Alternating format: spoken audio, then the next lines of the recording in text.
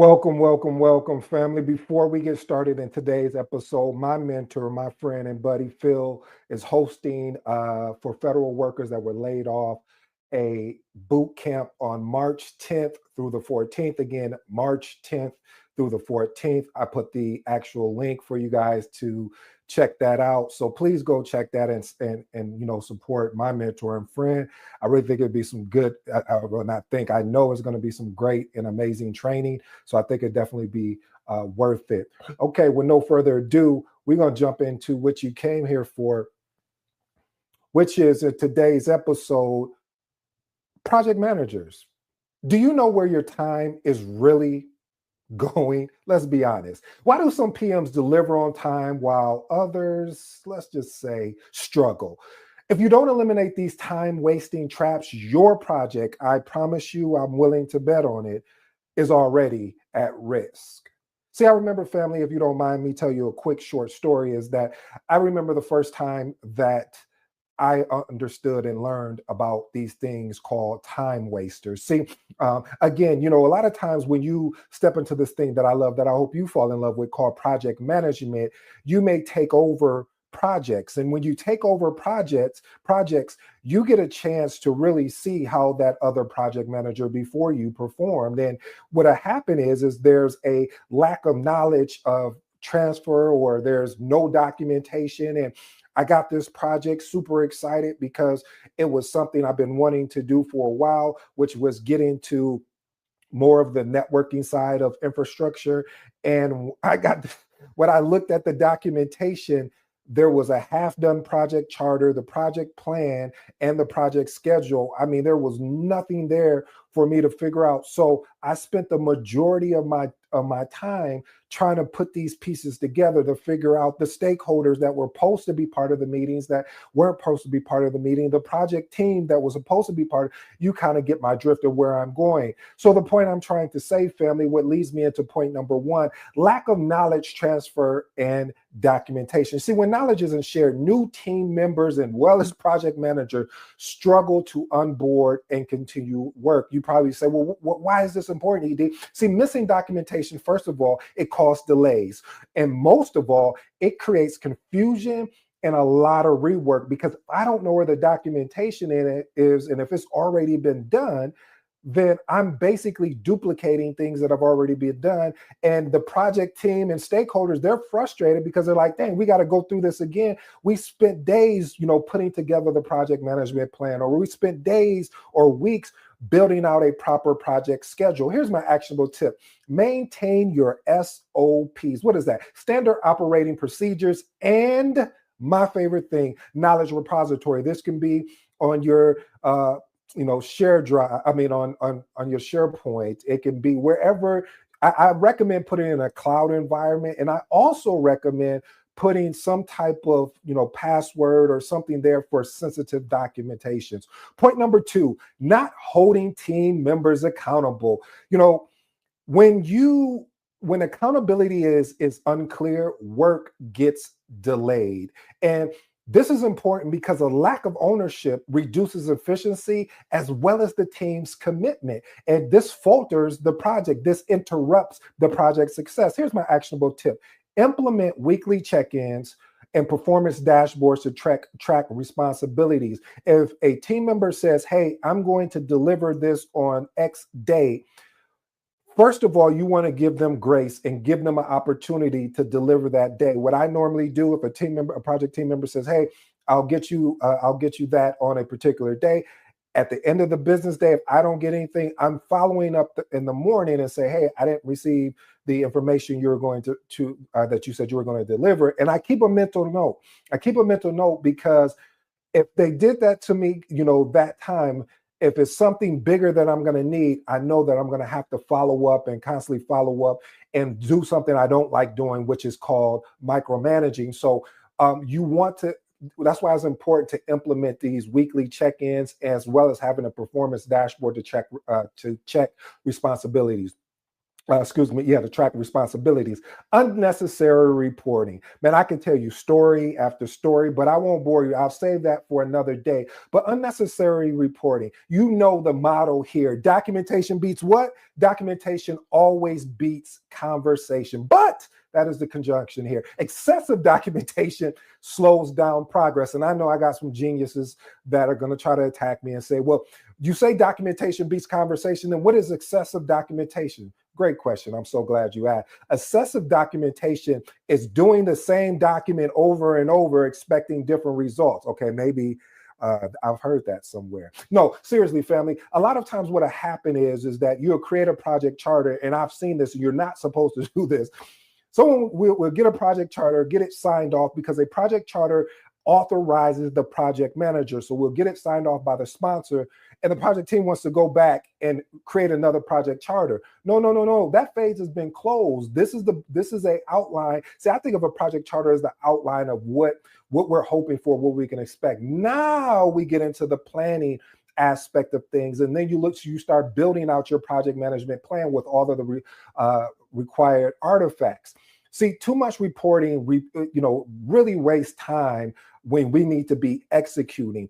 And so what I normally do when I notice that it's so much reporting, because I've been in situations where I'm reporting to this team and I'm reporting to that team. And I said, wait a minute, hold on. How about we all get together and I'll just deliver it in one punch? This way, I can make sure that if you have anything that's, technical that I may not be able to answer, I can bring the team member there, and then at that point, then they can move on. So it's just one main meeting where we're delivering the outcomes of what we said we were going to deliver. Here's my actionable tip. We always want to focus on KPIs, key performance indicators, and automate reporting when possible. Family, again, as you guys know, have 2 books. You want to just check them out: The Magnetic Project Manager and the 8 Insights for Real World Project. Again, my mentor, friend, buddy is Phil. He is hosting federal workers and laid off personnel from March 10th to the 14th. This is going to be a free, can I say it again? FREE boot camp. So check out the link. Please go sign up. It will be the 10th through the 14th. Let's get back to the conversation. Failing to learn from mistakes. Point number 4. When you start repeating mistakes, it starts causing inefficiencies in present as well as in future projects. See, this is important. Why this is important? Because continuous improvement ensures long-term project success. This is why my actionable tip for you is conduct postmortems. What are postmortems? In the military, they call them, what's the word? I think it's called after AAR, after action reports. And so after action reports are basically what they're doing is looking, hey, what went well? What could we have done better? And just basically what was a complete disaster. And see what this does. See, a lot of people don't like to go into these type of details because they feel like, oh, you're pointing fingers. No. I'm not pointing fingers. We're trying to make sure that the mistakes that we've done on this project, that we won't do it on a future project if we all end up working together, or if I work with 1 or 2 of you guys. So you also want to capture lessons learned. So postmortem and lessons learned, they're definitely about the same thing. And then you want to take the best practices and watch this, family, and experiment with the next project you're going on. You see, I use the word experiment because we know a project is unique endeavor. So what worked on the last project, or what you could have done on the last project, may not apply to the new project. So you need to experiment to see if it is going to work. Point number 5. Overloading project schedules. I understand project managers, especially my new project managers or people that thinking about getting into project management. You want to shine, you want to look good. But let me be honest with you. Unrealistic deadlines leads to stress, missed milestones, and most of all, which is frustrating to a team as well as the stakeholders, is project rework. Why is this important? See, overburdening a team burns them out, which reduces the quality as well as the efficiency. Here's my actionable tip. Build buffer times in your schedule and use a CPM, which basically is a critical path method. You can use Microsoft Project for that to understand your critical path. And this helps you identify high priority tasks. Point number 6, not using project management software efficiently. Now, let me say this. I believe project management software is a key component to a project manager's success. Now, here's the contradiction. If you don't have that, then you are going to have to rely on spreadsheets and emails, which is not the most fun thing to do. But I want to be upfront and transparent with you that if you run into that you have to find a way, how can I automate this, or how can I make sure nothing is getting missed? Because a lot of times what happens when an organization makes the decision not to get any project management software, relying on emails and spreadsheets or any outdated method can slow down the progress, because you spend more time manually updating your spreadsheets or manually sending emails. And what can happen is you may miss something during the way, versus when it's being automated, you can periodically check in. Now, again, I've done both, where I didn't have any software and I had to use Excel for my schedule, or I had to use Word documents to build out my project management plan, and then emails to follow up. Now, there's like smart sheets where it automatically can send an email to let the person know, hey, this particular task is coming up or has been assigned to you. So those type of tools automate that for you. So all you're doing is holding people accountable. See, this is important, family, because being disorganized, tracking results, you will miss deadlines and misallocate resources. I've done that before by going through the manual process. Here's my actual tip. Use tools or softwares like Jira, Asana, Trello. What's another good one? Monday.com, Smartsheets, Microsoft Project. Things that allow you to track tasks and centralize project updates. Point number 7, delayed decision-making. See, when decisions take too long, work remains stalled, which creates and causes backlogs. See, this is important because delayed decisions, again, it will impact your timeline, and your team will start creating an uncertainty, and then the momentum of the project, it will just take a dead stop. Here's my actionable tip. Set deadlines using a RAPID framework. A RAPID framework, that the acronym for RAPID is recommend, agree, perform, input, and decide. See, outlines like this provide more detailed process for decision making, including who provided the input, who recommended, and who ultimately decide. I also use a RAID log, which is risk, action items, issues, decisions, and I'll say the RAID queue and questions, because you want to capture all of this information. Or you can use a framework like DACI, driver, approver, contributor, and I think the last one is inform. See, this focuses on identifying key and individual responsible for driving the decision. And family, most of all, escalate unresolved decisions quickly. But my thing is if you have not already provided a solution or attempted to provide a solution, don't escalate, because it's the first thing the person is going to do. I know if you escalate to me, I want to know what you've already done, because I don't want to repeat what you've already done. Point number 8, poor communication and misalignment. That should have been number 1, family, but I figured that if I kept you a little bit longer, maybe you enjoy me a little bit longer. But anyway, I digress. Misinterpretation, unclear messaging, and excessive email change lead to wasted effort. You know what frustrates me? You mind if I vent a little bit? I apologize.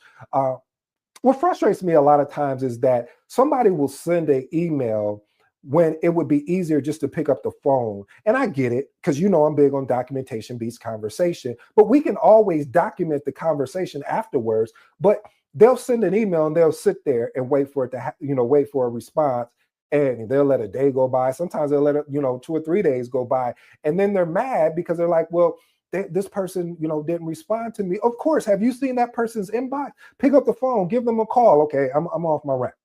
This is important because, again, poor communication, again, always causes rework, delays, as well as frustrating project team members and stakeholders. My actionable tip is standardize communication channels. Use collaboration tools, family, like Slack, your Microsoft Teams, Asana. You want to ensure clarity in all project updates. Well, family, if you stay with me this long, first of all, I appreciate you.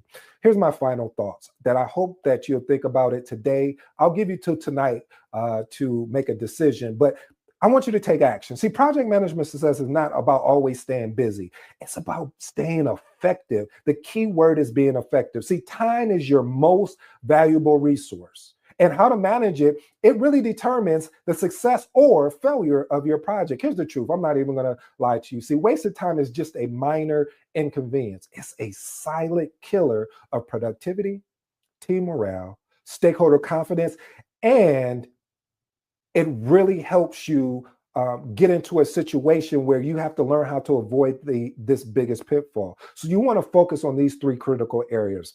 Lack of knowledge transfer and documentation, what we talked about. See, if key information lives only in people's heads, your project will suffer. Here's my actionable tip. Create structured documentation like we talked about, decentralizing repository, your SOPs to ensure knowledge is not lost. Number two, hold team members accountable for what they said they were going to do. A project without accountability is like a ship without a captain, and you are the captain of that ship. So my actionable tip is set clear expectation, track, I'm getting excited. Track those expectations or that progress and ensure ownership so that deadline don't slip through the cracks. My last one is poor communication and misalignment. The number one cause of wasted time, we all know, is miscommunication. So clarity eliminates confusion. My actionable tip is use structure updates, collaboration tools, and concise messaging to keep your team members alive. And I'm just going to throw in another one. Now ask yourself, which of these are you guilty of? More importantly, what are you doing about it today? So success starts with action. Take control to eliminate these time wasters and lead your project with confidence. Well, family, I hope you enjoyed today's episode. I go by the name of ED. For all you smart and intelligent folks, hey, that just simply means Ed. Oh, we got some comments here. I appreciate you. I apologize. I was just in my zone. What's going on, MIB? Appreciate you stopping by. We got Prince Black. Hello, sir, to you. Let me see what he's asking. Is it worth taking the CAPM, Change Management, Agile Foundation, and Agile practice at the same time? Please let me know. I recommend taking the CAPM and the Agile Foundation and Agile Practitioner. I could say you or CAPM and Agile Practitioner. I say you could probably take those at the same time. And let me explain my reason why. The reason why is because the CAPM and Agile, there's Agile in the CAPM exam, and so it makes sense. Now the change management, I would wait. Me personally, I would wait until after I get the certification. And after I get my CAPM certification, as well as my ACP, because I think that's what you're referring to, the Agile Practitioner, ACP, because that will help you have more success when it comes to change management. But change management, I would wait until I got those two, because the CAPM alone is going to take you a lot of time, I say some time to really understand the context of what is being asked. But Agile and CAPM, they're really so much aligned, because now Agile is part of the CAPM exam. So I hope that answers your question. If not, let me know. I also want to do something for you guys real special. I just want to host a live where people come on and ask questions like Prince Black did, because I think it will be valuable for you guys in the long term. Because this is an excellent question, because I struggled with that when I was going after my CAPM. I was like, I want to do my CAPM. And I was looking at another certification, and I was like, but once you start getting into that CAPM material, you're like, okay, let me focus on this. But at that time, they didn't have the ACP when I took my CAPM. So if they would have, I probably would have done both, because they both align together. So excellent question. I really appreciate that. All right.